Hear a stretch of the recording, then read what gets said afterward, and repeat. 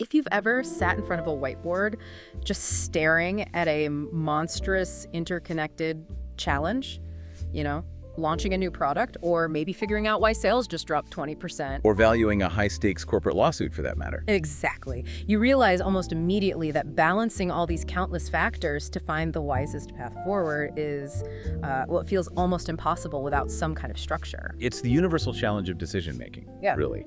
And, top management consultants and analysts, they don't just rely on gut feeling. They use these analytical frameworks that are designed to impose discipline and clarity onto what is essentially chaos.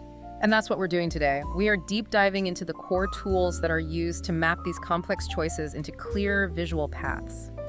Our sources for this are focused pretty heavily on two related but distinct tools, issue trees and decision trees, and also the principles behind them, like probability and the 80-20 rule. And our mission for you is simple. It's to give you a structured, actionable way to solve problems, moving from finding the right question to structuring your analysis, and then finally, prioritizing a solution. Okay, so let's start right there. Issue trees, decision trees. People use those names interchangeably all the time. They do, and we should probably set the record straight. Consultants generally differentiate them. An issue tree is a visual diagram.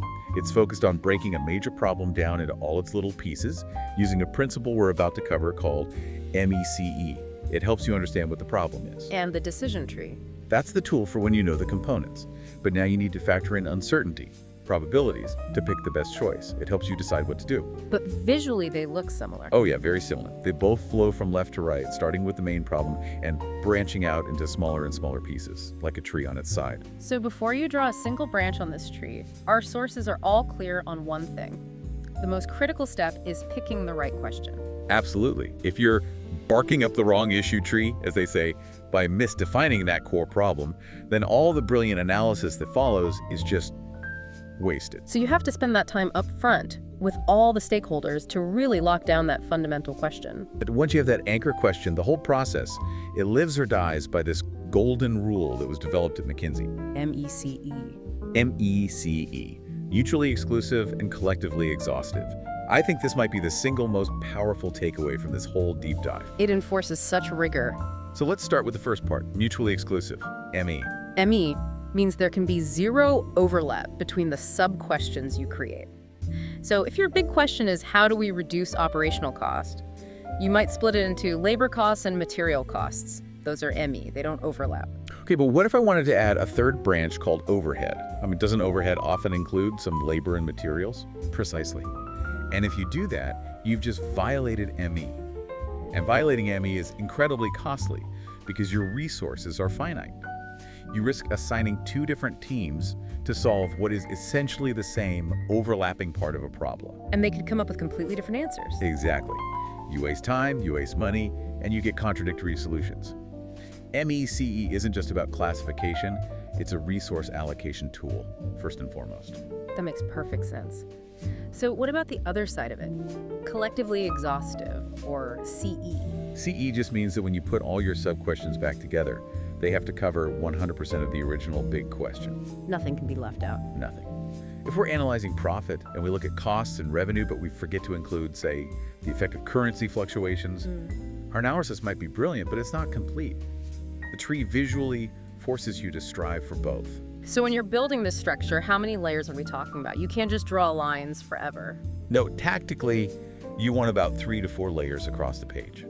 The whole point is what they call progressive disaggregation. Making the problem simpler. Exactly. Simpler and easier to attack as you move from left to right. And the kind of question you ask should actually change as you go deeper into the tree. Oh, that's interesting. Tell us more about that. So for the first 1 or 2 layers, you should lean toward hypothesis questions. These are questions that should give you a simple yes or no answer. Something like, is the primary cause of low profit due to declining pricing power? You want to get directional momentum fast. So you're testing your big assumptions right at the start. Yes. Then, as you get into the deeper layers, the third or fourth, you switch to more open-ended questions. These are the ones that require specific data analysis, like what are the variable costs per unit for product line X? And at the very end of a branch. Ideally, The final question should be simple yes/no questions you can answer with a short bit of analysis. That's the whole goal. Okay, and finally, there are two main types of these trees, right? Problem trees and solution trees. It's just about the starting question. A problem tree starts by asking why. Why is our profitability low? A solution tree starts by asking how. How might we fix this? One is about diagnosis, the other is about prescription. Let's make this real. Can we apply this structure to a real-world example? Let's do it. A surprisingly clear one is the North American toilet paper shortage during the first wave of the pandemic. A classic supply chain shock. Okay, so the initial problem question is pretty straightforward. Why did the shelves go bare? Or maybe more analytically, was demand for toilet paper actually greater than supply? Perfect. And that question immediately gives you your first MECE split for the second layer. Toilet paper demand versus toilet paper supply. You can't tackle them at the same time. Right. So if we drill down on the demand side first, what do we find? You find two major separate areas of shock, mutually exclusive. First, the change in just raw usage patterns, and second, consumer shopping behavior. Okay, so usage patterns. People were home from work and school. Exactly. People were spending almost double the time at home.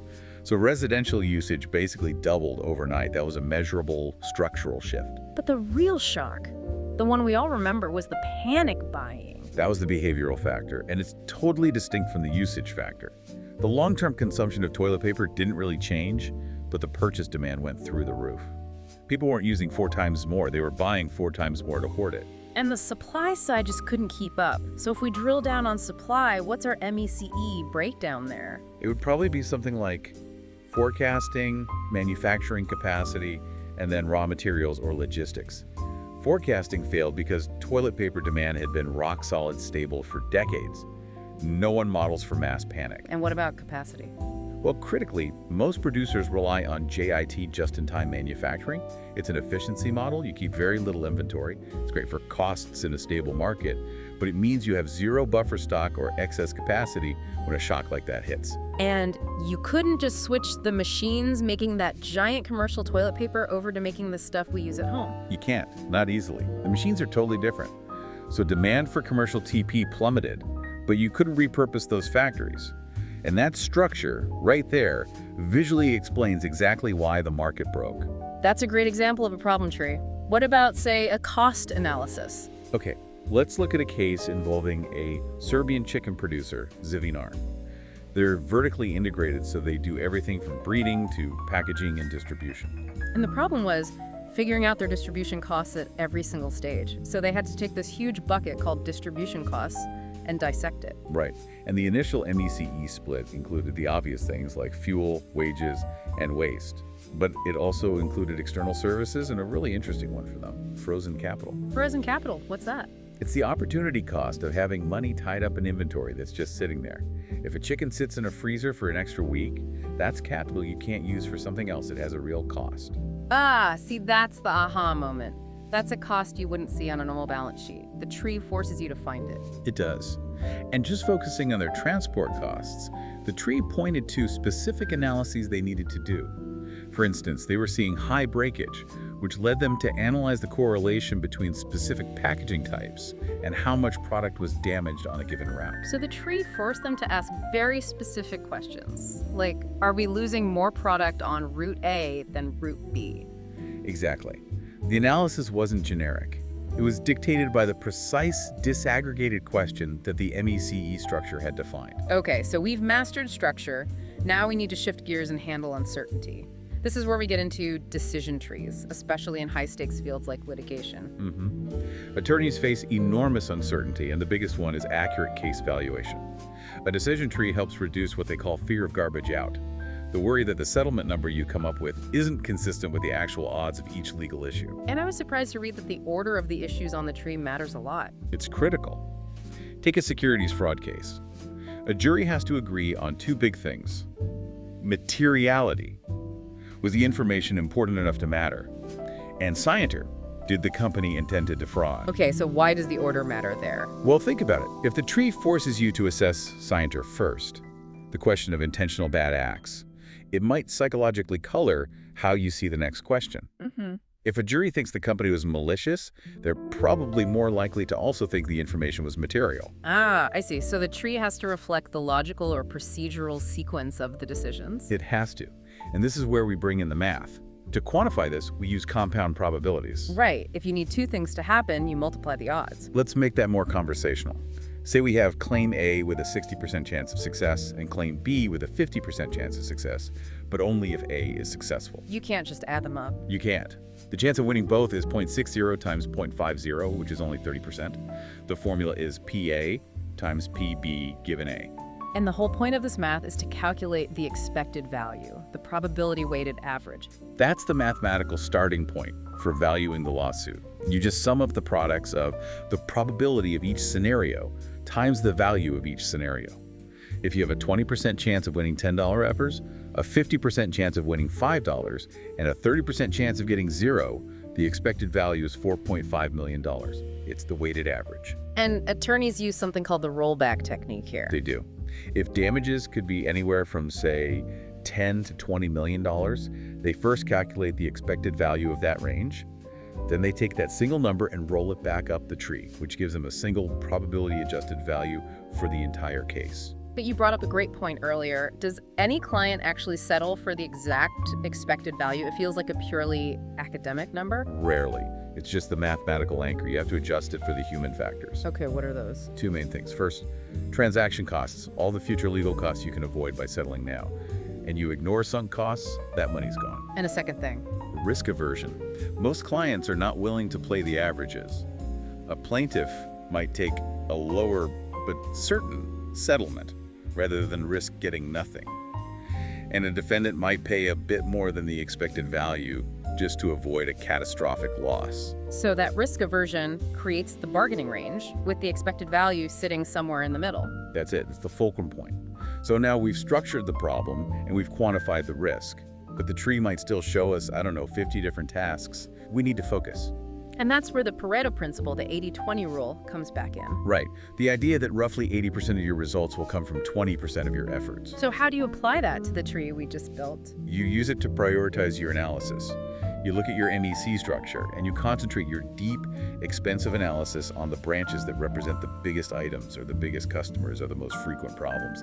It stops you from getting lost in the weeds. Okay, so we've moved from diagnosis and quantification to action. And to turn that analysis into clear tasks, our sources point to the SMART formula. SMART is just a great acronym for defining an effective objective. It's specific, measurable, assignable, realistic, and time-related.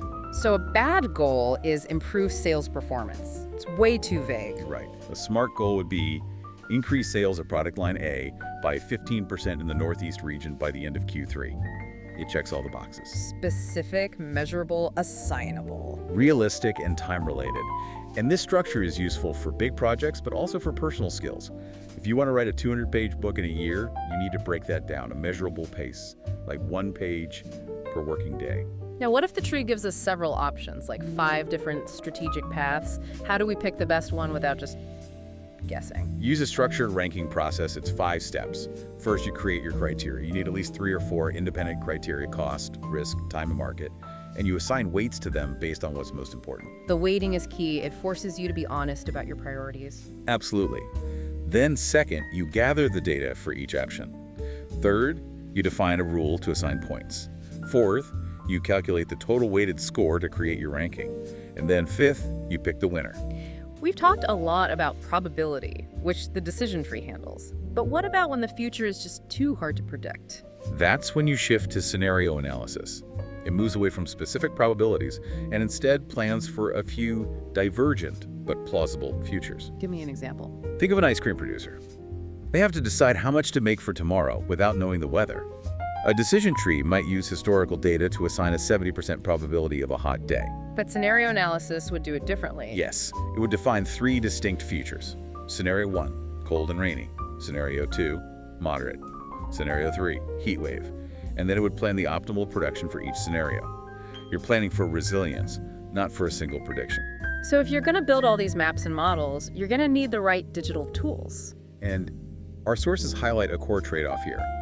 Tools that are strong in ease of use, simple interfaces, low learning curve, they often simplify the data handling. Whereas tools that are strong in data integration, like Excel, can be harder to start with but give you way more analytical power. Right. And the choice really just depends on your workflow. If you're all about team collaboration, you'll want something like Lucidchart or Creatly. Real-time editing, shared files, all of that. And what if I need something that looks really polished for, say, an investor deck? Then you might look at a tool like Venngage. It's got drag-and-drop features, AI design tools. It sacrifices some analytical depth for that visual polish. What about for really logic-heavy stuff, like building a customer service call script? For that, a tool like Tree is built specifically for that kind of interactive logic, with conditional paths and scoring. It's an engine for automating the choices in your tree. And for pure data-driven analysis, I assume it's still... It's still Excel. It's familiar. The data integration is powerful. And for free or low-cost options, Draw.io and Gitmind are great starting points. Okay, so we have covered a huge amount of ground today. We really have. We started with these big, complex problems and used the issue tree and that foundational MECE principle to break them down. We quantified risk with probability, assessed value with expected value, and then used tools like SMART goals and the 80-20 rule to focus on the actions that matter most. And what these frameworks really do is eliminate the ambiguity in your thinking. They give you the power to explain your recommendation convincingly, whether you're valuing a merger or just trying to convince your client that a settlement offer makes sense. It structures your logic. But the research is clear on one thing. The critical mistake teams make is treating these trees as static diagrams. They're not. They're living tools that have to evolve as new information comes in and changes the probabilities. You're driving with an outdated map if you don't adjust. Exactly. So if the strength of your analysis really depends on the quality of your questions, what MECE breakdown are you going to use to examine the next biggest, most ambiguous challenge on your plate?